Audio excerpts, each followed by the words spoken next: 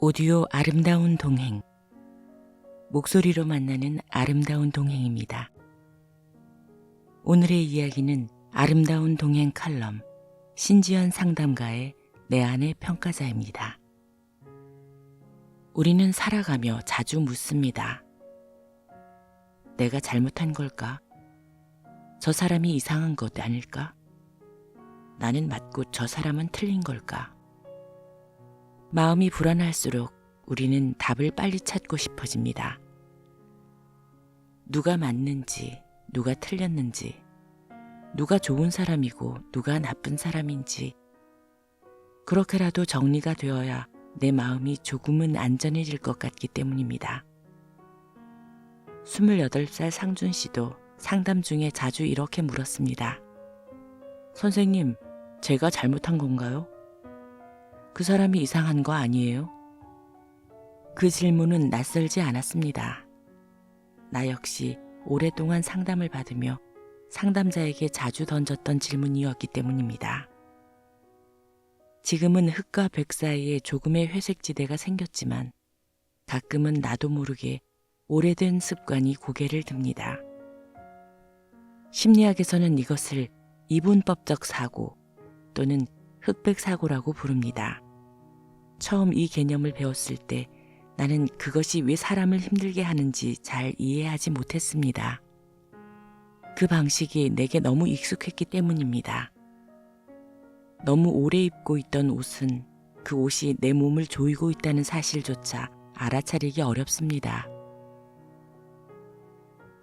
상담을 받은 지 1년쯤 되었을 무렵 내 실수로 누군가와의 관계가 불편해진 적이 있었습니다. 나는 진심을 담아 사과했습니다. 하지만 상황은 내가 기대한 방식으로 정리되지 않았습니다. 상대는 자신의 입장을 분명히 말했고 나는 크게 당황했습니다. 온종일 울다가 결국 상담자에게 급히 도움을 요청했습니다. 한참 내 이야기를 듣던 상담자가 조용히 물었습니다. 내가 무슨 말을 해주면 좋겠어요? 나는 대답했습니다. 제가 맞다고 말해주셨으면 좋겠어요. 지금 돌아보면 그 한마디 안에 참 많은 마음이 들어있었습니다. 나는 단지 위로나 공감을 원한 것이 아니었습니다. 누군가가 무조건 내 편이 되어 당신이 옳다고 말해주기를 바랐습니다. 그래야만 내가 잘못한 사람이 되지 않을 것 같았습니다. 그러나 상담자는 그렇게 말해주지 않았습니다. 지연 씨가 맞으면 상대는 틀린 게 되는 것 아니겠어요? 그때는 그 말이 참 서운했습니다. 내 편이 되어주지 않는 것처럼 느껴졌습니다. 하지만 시간이 흐르고 나서야 조금은 알게 되었습니다.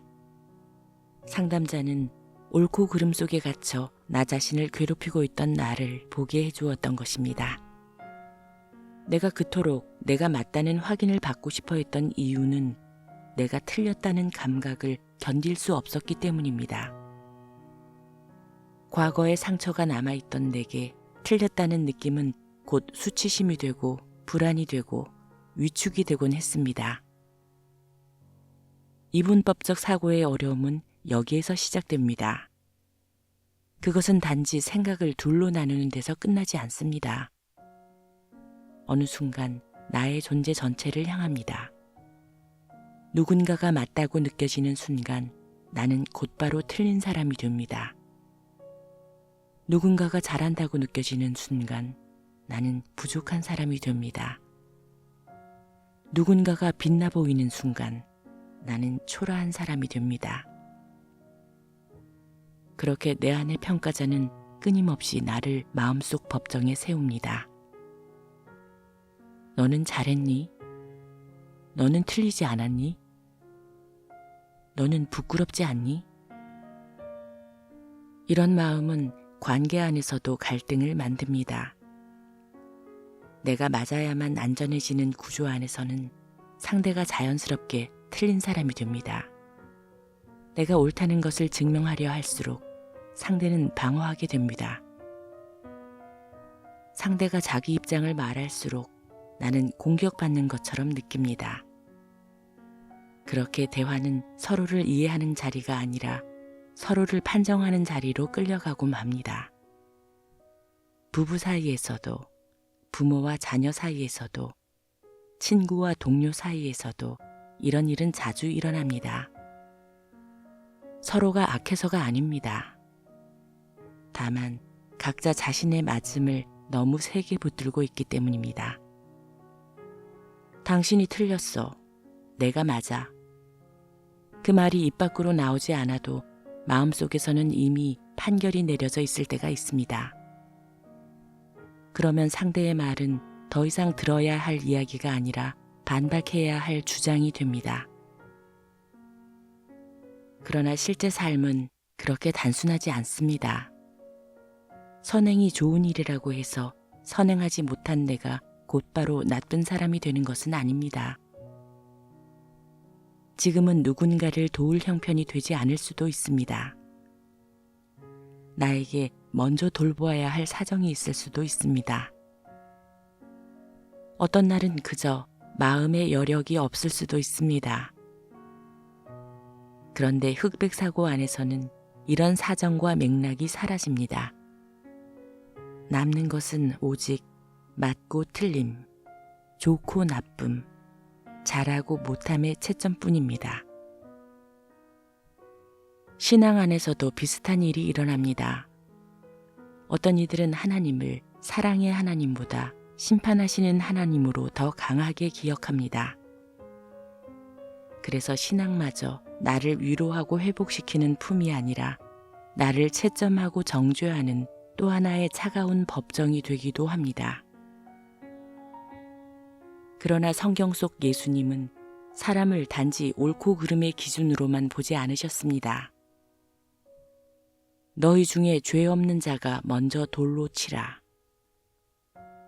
예수님은 한 사람을 그의 잘못 하나로만 규정하지 않으셨습니다. 그 사람의 두려움과 형편, 살아온 자리와 다시 살아갈 가능성을 함께 보셨습니다. 그래서 우리에게는 이런 질문이 필요합니다. 너에게 무슨 일이 있었던 거야? 너는 어떤 마음에서 그렇게 했던 거야? 이 질문은 타인에게만 필요한 것이 아닙니다. 나 자신에게도 필요합니다. 실수한 나에게, 흔들리는 나에게, 부족했던 나에게 조용히 물어보는 것입니다. 괜찮아. 너에게 무슨 일이 있었던 거니? 그때 너는 어떤 마음이었니? 지금 우리에게 필요한 것은 맞고 틀림을 가르는 능력만이 아닙니다. 불완전한 나를 있는 그대로 바라보는 연습입니다. 부족한 날의 나도, 흔들리는 날의 나도, 실수한 나도, 곧바로 폐기하거나 단죄하지 않는 일입니다. 나를 재판하지 않는 일, 타인을 쉽게 판결하지 않는 일, 그리고 조금 더 천천히 그 사람의 마음과 사정을 들여다보는 일입니다. 세상이 조금 더 안전해지는 순간은 타인을 평가하지 않는 순간만은 아닐 것입니다. 나 자신을 더 이상 재판하듯 대하지 않게 되는 순간, 어쩌면 그때 비로소 우리가 살아가는 이 세상도 조금은 덜 두려워질지 모릅니다. 오늘의 이야기는 신지연 상담가의 글, 내 안의 평가자를 나레이터 류한순의 목소리로 전해드렸습니다. 오디오 아름다운 동행, 목소리로 만나는 아름다운 동행이었습니다. 목소리로 만나는 아름다운 동행은 아름다운 동행 시니어 사역위원회의 후원으로 만들어집니다. 올해로 20주년을 맞은 사단법인 아름다운 동행은 감동 세상을 꿈꾸며 착한 누룩 운동을 펼쳐가는 비영리 단체입니다. 아름다운 동행 신문을 발행하고 오디오 아름다운 동행을 제작해 따뜻한 이야기를 세상에 전하고 있습니다. 이 걸음에 공감하신다면 아름다운 동행의 길에 함께해 주십시오. 감사합니다.